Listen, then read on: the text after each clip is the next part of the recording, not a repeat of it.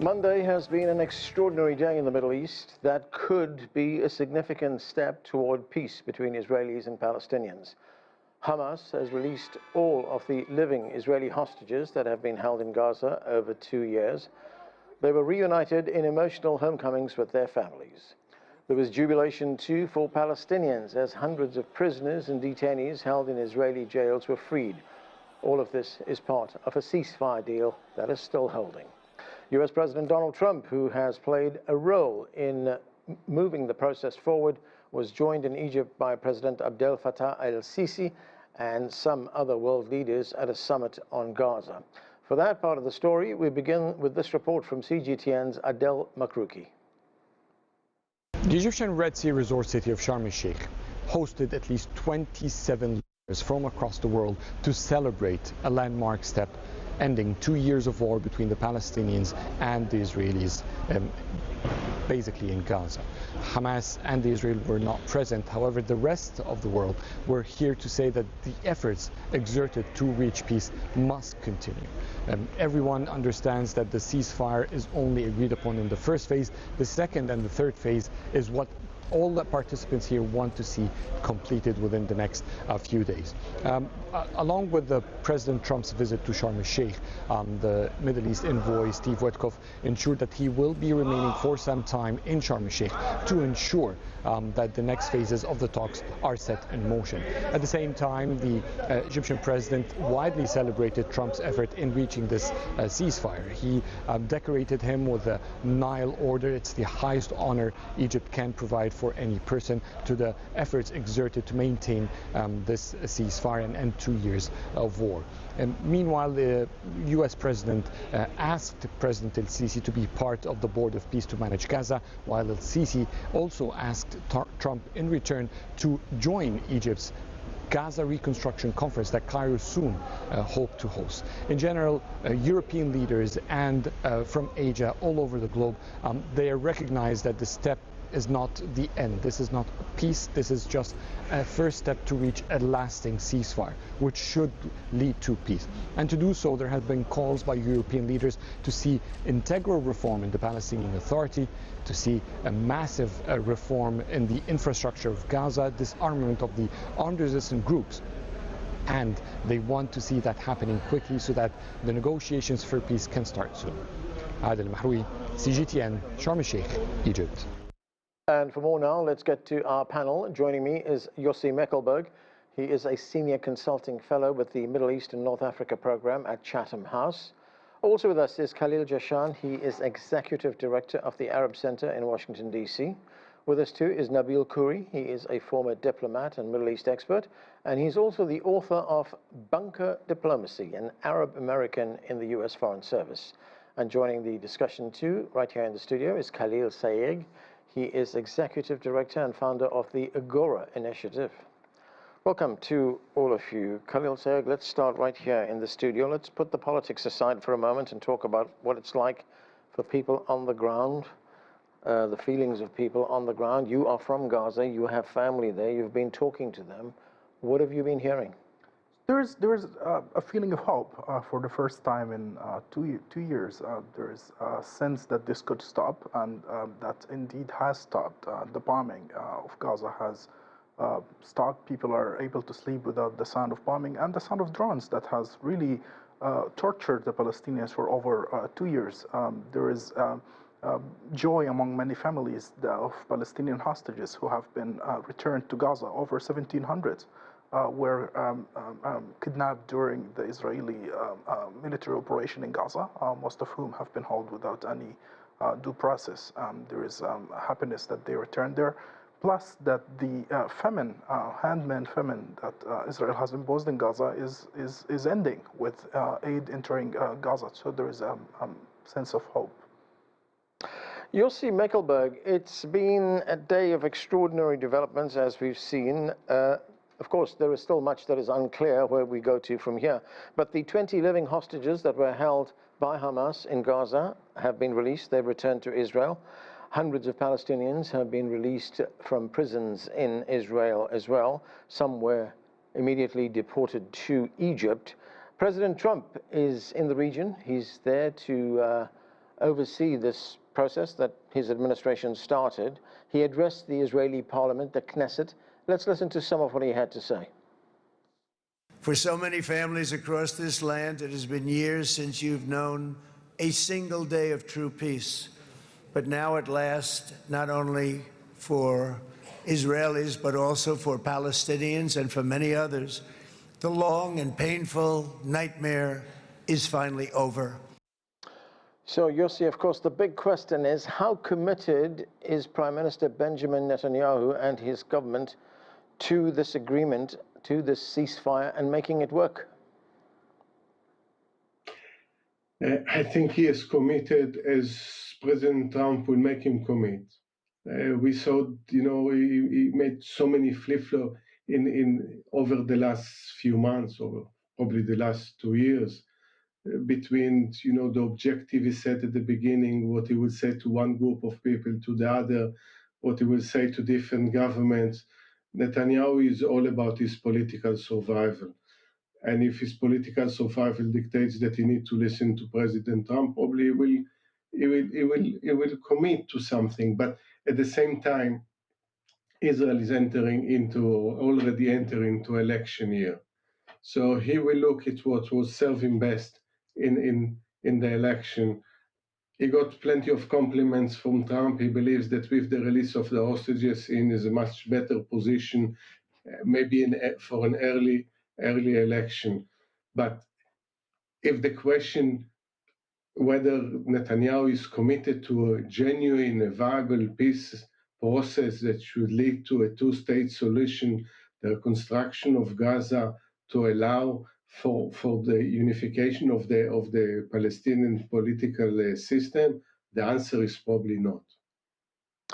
Khalil, Jahshan, as we reported, hundreds of Palestinian prisoners were released from Israeli prisons. Many were not charged with any offense, any crime at all. Nobody was on trial.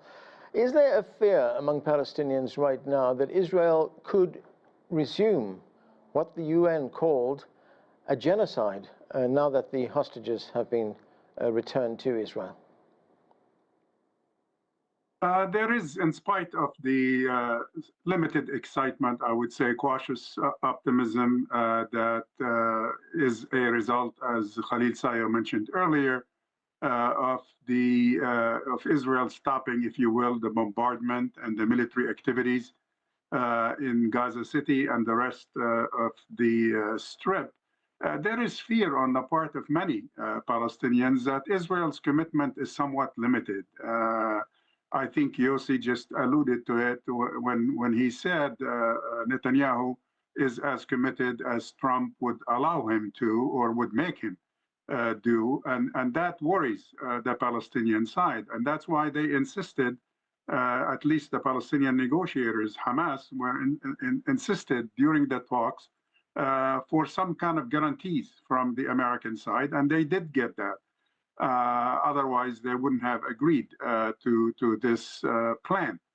And the fear is that once the hostages are released, particularly, of course, the remaining dead hostages, only 4 out of 28, I believe, have been returned. The rest are going to take some serious, basically medical and excavation activities to retrieve the bodies. By the time that is finished, which could take probably at least a week, if not much longer that in the case of some cases, then Netanyahu might change his mind based on his own internal difficulties. Khalil, Jahshan, I get your point about the fact that there may be a question mark over how committed Benjamin Netanyahu and his government is to this agreement, but would he perhaps be constrained by the fact that there were a number of world leaders at what was billed as a signing ceremony today in Sharm el-Sheikh, as well as a number of neighboring countries that were invested in this process as well? There is definitely some form of a consensus. I mean, the 37 countries that sent high-level delegations to this ceremony today, definitely that's a signal of their commitment to the process, although nobody knew any details. Frankly, nobody knows what they signed. As a matter of fact, probably half of the audience there did not know what's in the document that was signed by the four key parties. Most of the agreement is still unannounced.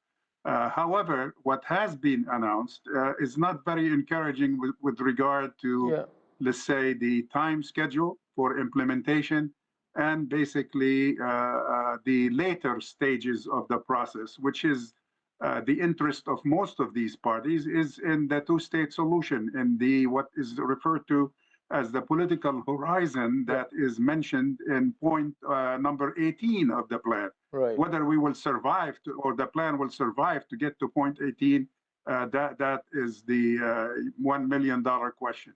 Yeah. Nabeel Khoury, Netanyahu was not in Sharm el-Sheikh when this signing ceremony took place with all those leaders there. I mean, what is your view on how committed the Israelis are to this agreement? Are we perhaps reading a bit too much into the fact that he was not there? I mean, Hamas wasn't there either. Well, and that is crucial because it's these two that need to come to an understanding of what the steps are ahead.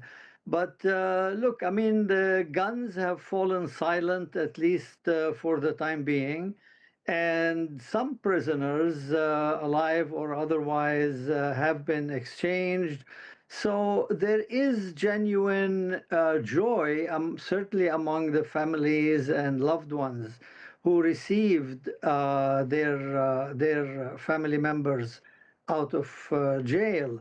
But I think if we all watched the love fest that took place at the Knesset, the hyperbole, the exaggeration, the high praise and affection exchange, there was too much sugar, too much exaggeration, schmaltz, to use the Yiddish word, and it is unjustified by the reality on the ground. There wasn't any respect shown to the 70,000 plus Palestinian dead. And in the end of the day, right now, we have Israeli troops still in occupation. If they pull back, they are going to pull back still 2 points within Gaza. And there hasn't been a word out of Israel that there is a commitment, there is a belief that the two-state solution is possible. The arrangements that are being made, even for step 2 or phase 2, are frankly handing over the fate of the Palestinian people to non-Palestinians, to foreigners, strangers, people who want to make deals. And I think in addition to Israeli commitment, I'm not so sure the Trump administration is committed to a two-state solution. Right, Khalil saying, you know, the Israeli government, I should say, is framing this as a victory. They say they've dealt a fatal blow to Hamas. But what are you hearing about Hamas in Gaza? I mean, the next step, as far as the Israelis are concerned, is that Hamas will disband and they will leave the territory, and they will have no role in Gaza whatsoever. But what are you hearing? Sure, yeah. So the idea of a total victory was a totally joke since the beginning. You cannot really end an insurgency that is motivated by resistance to the occupation, and more people were joining these troops, etc. Plus, the way that Israel carried this war has more the intentions of ethnic cleansing and genocide than really the intention of ending Hamas's presence there. So what happened in the last 2 days, we've seen that Hamas has survived and came out of this really strong. Not only that they came out of it with their weapons and they paraded in the areas of Gaza and their soldiers and militants are spread there, but they start also attacking their rivals. In the last 2 days, there was a big clash with the particular clan, one that didn't work with Israel, the Dughmush clan in west of Gaza City, in Sabra and Tel el-Hawa. And Hamas really killed a lot of their militants. About 40 people were killed, public execution were held. sadly, including children and women, were killed by Hamas militants. So Hamas has survived that. Now the question would be, will Israelis see it as Hamas has been defeated or not? Hamas is saying right now that they would give up what's so-called offensive weapon, but keep defensive weapon. That's the kind of conversation Hamas is having. Its spokesperson talked that the idea of disarmament is overstated and exaggerated, meaning that Hamas is ready to say that we are willing to give some sort of security guarantees that we don't have offensive weapon, but they are unwilling to negotiate the defensive weapon. And we are seeing right now, as we're talking, Hamas militants going over the Gaza Strip and ensuring that monopoly of weapon and power would be only to Hamas in the Strip. Right. Yossi Mekelberg, there are still, of course, major issues to be addressed. Disarmament, Israeli withdrawal. The IDF still occupies 50% of Gaza right now. What are your expectations for the next phase of this process? In a strange way, actually, the first phases are the easiest one, because this war has run its course many months ago. And the obvious thing was, for many months, was to end the fighting, release the hostages, release the detainees, allowing more humanitarian aid, much more humanitarian aid to enter into Gaza, and for Israel eventually to withdraw from Gaza. But then that's where, the sticking point, the difficult obstacles. Again, the role that Hamas plays in Gaza is massive, not only for Israelis but also for Palestinians. And as I just mentioned, the brutality of Hamas doesn't make them a partner not only for negotiation with Israel but for to govern Gaza. Then Israel's readiness to withdraw to the international border, which at one point they would agree that their security is guaranteed by whoever takes over Gaza. And then we are moving, as down the points of the so-called Trump plan, because it's more an aspirational, a set of principles, but there is no plan there because there are no details. How you start rolling that beyond a lot of razzmatazz of declaration and visits and signing this document or another, to translate to the daily life, which eventually the occupation of Gaza and the West Bank come to an end, and everyone has the same rights, political, civil, human rights, in what used to be mandatory Palestine. This is going to be mighty difficult. For this, you need probably the entire leaderships of the Palestinians and the Israelis to change the narrative to change the discourse in both society. But you also need an international community that can focus for a very long time and committed to help it to happen. Khalil, Jahshan, there are tens of thousands of Gazans who are moving north right now. They are able to move north because the bombs have stopped coming down. They're moving into Gaza City as well. And, we know that 90% of the buildings in Gaza have been flattened. They've been demolished. These are homes, commercial buildings, hospitals, schools, all demolished. Lives have been ruined. What's ahead? Big challenges are ahead, and I think this is where the role of the international community, including the United States, would have to come into play. There is no doubt about it that people are returning because the military aspect of this conflict has diminished a bit, but there is nothing to return to. I mean, people keep saying on the news, these people are going home. There is no home. I'll tell you why they are returning. My information from people who are still in Gaza is that the fact that those people who were pushed by Israel as refugees, if you will, they were displaced to the south. They did not arrange camps for them, as somehow was implied by the news media. They had to rent even a space for their tent. So they are willing to go back to a demolished, if you will, home. At least they have a free piece of land to put their tent on. In light of the economic, impediments and the economic difficulties that they are facing today. Look, Gaza people have been through many wars. They are very, if you will, strong in terms of and willing to take those challenges. They are the best people equipped to rebuild.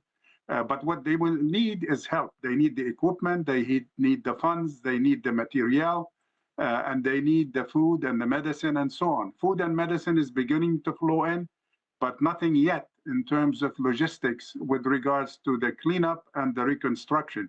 So it's easy for Mr. Trump to say, look, it's a devastated area, I'm gonna forget about Club Mediterranean for the time being, or a Riviera to be built in Gaza, but something needs to be done. I mean, this is not a joke.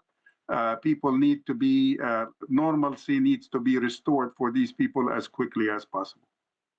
Nabeel Khoury, President Trump is taking credit for much of the developments that have taken place over the past few days. But we know that the president is notorious for having a very short attention span. He could lose interest very, very quickly. How difficult is it going to be to implement the rest of this plan if the president is no longer as invested as he is now? I think clearly Donald Trump has been invested in what has happened so far. The details are in the hands of Steve Witkoff and Jared Kushner. They will probably keep doing what they have been doing, but the political weight that Donald Trump has lent to the process to get it this far will probably fade because he has other issues he has to take care of. There are internal battles brewing inside the United States due to the government shutdown and due to planning ahead. When will the budget be approved and what will happen to healthcare and those kinds of issues. In the end of the day, the enormity of what has happened to the Palestinian people, 2 million of them, I don't think has sunk in, and it is not reflected in most of the Western press. There is also very little real pressure weight by the Arab Islamic countries that met for the summit in Sharm el-Sheikh. And without them applying some pressure, there will be very little incentive for either the US or Israel to move on to phase 2 and phase 3. I'm afraid the Palestinians are looking ahead to more hardship in the immediate and intermediate future, and God knows what happens in the long run.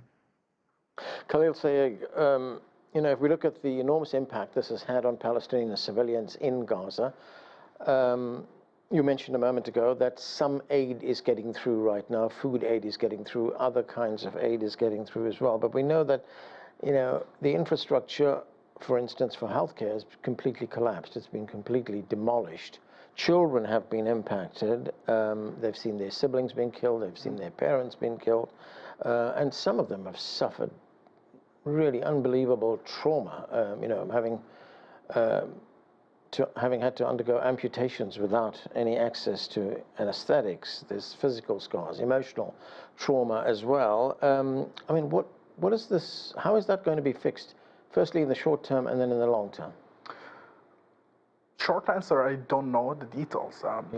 As you described, the situation is completely devastated. Not only we don't have functioning hospitals, proper hospitals in Gaza, and housing is a problem, and people live in tents, etc. But even schools are completely destroyed. I mean, you're talking about the education system in Gaza completely erased. For the last 2 years, universities and college students weren't able to go to their schools, but also like primary schools, kindergartens, etc., all destroyed. And those who are not destroyed have been turned to shelters. And it would be unreasonable to just ask people to leave the schools because you want to have the schools back. So all sort of difficulties are ahead of us. Of course, there are psychological aspects to it, and there is a lot of healing and therapy that needs to take place. But the Palestinians are at this state of survival where we don't have even the luxury to think of these details. All what they're thinking of right now, how do we survive? How do we fix back the electricity? How do we get back, your house built? How do you have access to basic necessities of life again? So I think a very tough situation is ahead of us. And I'm afraid that a lot of people who have the means, and I'm talking to a lot of people in Gaza, are looking to leave. At least we will have a few hundreds of thousands, if not more, wanting to leave to see an opportunity outside of the Gaza Strip, at least until the Gaza Strip is rebuilt. Yossi Mekelberg, when we looked at those celebrations in what's known as Hostage Square in Israel, when we heard that the Israeli hostages were going to be released, of course, there were huge crowds there, lots of celebrations, lots of jubilation. But when the name of Benjamin Netanyahu was mentioned, there were lots of boos we heard from the crowd. So that, of course, points to what happens to him domestically, politically. What happens? Well, I think this was the booing was very authentic, because the majority of Israelis for many months put their priority was the release of the hostages, ending the war. You had people serve 400 days in the last 2 years in reserves.